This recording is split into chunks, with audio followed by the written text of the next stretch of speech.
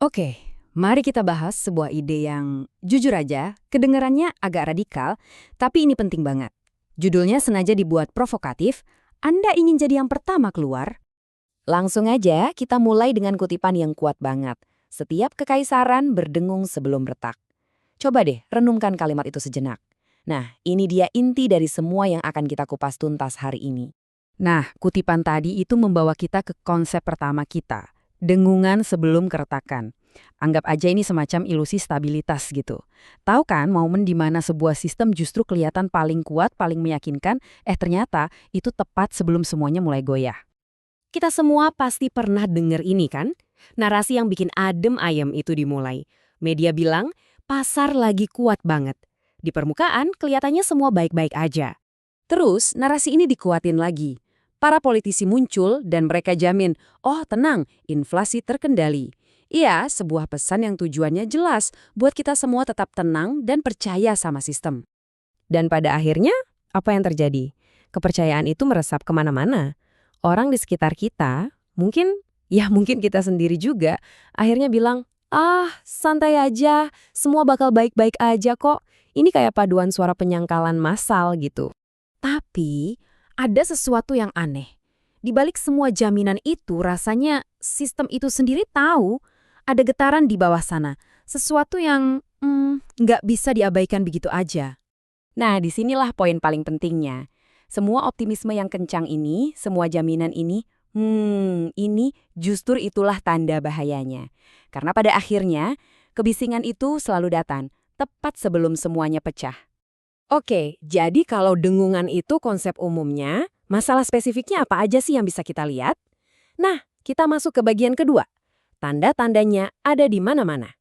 Nah, ini dia nih ringkasan gejalanya. Kita bisa lihat tanda-tanda peringatan yang jelas banget. Mata uang yang nilainya mulai goyang, utang yang numpuk dan makin meledak, dan ya, negara-negara yang seolah-olah pasang muka semua aman, padahal enggak. Dan sementara semua kekacauan sistemik ini terjadi, coba tebak apa yang dilakukan kebanyakan dari kita. Ya, kita malah fokus sama distraksi. Scroll terus, terjebak dalam lingkaran berita dan hiburan yang gak ada ujungnya. Dan ini dia nih, konsekuensi yang paling nyata dan personal. Pas perhatian kita teralihkan, tabungan kita, nilai dari semua kerja keras kita, itu pelan-pelan meleleh di belakang sana. Seringnya, kita bahkan gak sadar. Tapi, tunggu dulu. Poin utamanya di sini bukan buat bikin panik ya, justru kebalikannya. Ini soal mengubah pola pikir kita. Dari yang tadinya panik, jadi persiapan. Dengan kata lain, ini bukan waktunya panik, ini waktunya untuk bersiap. Perubahan pola pikir ini, nah, ini yang menciptakan sebuah pilihan. Semacam persimpangan jalan gitu. Ada dua cara untuk merespon situasi ini. Kita sebut saja kelompok yang terperangkap versus kelompok yang berdaulat. Coba kita bandingkan ya. Di satu sisi ada yang terperangkap. Mereka ini yang masih sibuk refresh-refresh headline berita, nungguin arahan. Nanti pas masalahnya datang, baru deh mereka kalang kabut cari jalan keluar. Nah, di sisi lain ada yang berdaulat. Mereka udah gerak duluan, nggak nungguin krisis. Mereka udah di luar bahkan sebelum apa-apa terjadi. Oke, jadi kalau tujuannya adalah menjadi berdaulat, artinya secara praktik itu apa sih?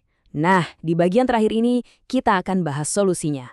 Tujuannya adalah imunitas total. Ini dia konsep kuncinya. Kedaulatan di sini itu bukan soal jago nebak kapan semuanya bakal runtuh. Itu nggak penting. Intinya adalah gimana caranya kita membangun sistem pribadi kita sendiri biar kebal dari keruntuhan itu, kapanpun itu terjadi. Kutipan ini, ini merangkum semuanya dengan sempurna. Tujuan akhirnya itu bukan jadi orang yang paling cepat lari ke pintu darurat pas alarm kebakaran bunyi. Bukan. Tujuannya adalah Anda emang nggak ada di dalam gedung itu dari awal. Anda pengennya udah ada di luar. Dan ini yang jadi penutup diskusi kita. Sebuah pertanyaan yang saya lempar buat Anda renungkan. Kalau tujuannya adalah untuk sudah berada di luar, pertanyaannya sekarang adalah di mana sebenarnya luar itu bagi Anda?